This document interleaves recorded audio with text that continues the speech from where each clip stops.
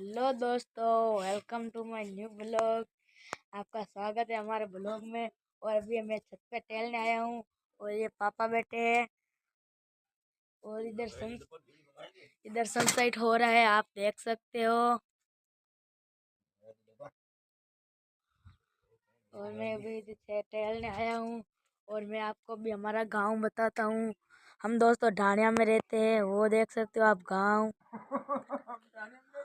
वो भी हमारे गांव की टंकी, आप देख सकते हो, वो गांव की टंकी वगैरह है। दोस्तों मैं यहाँ से ब्लॉग स्टार्ट कर रहा हूँ। आप मेरे MR अभिषेक वाली आईडी को सपोर्ट करें।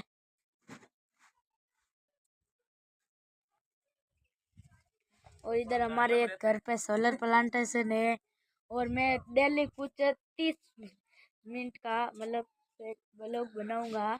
और ये मेरा भाई है अभिषेक, ये आज तो ले दया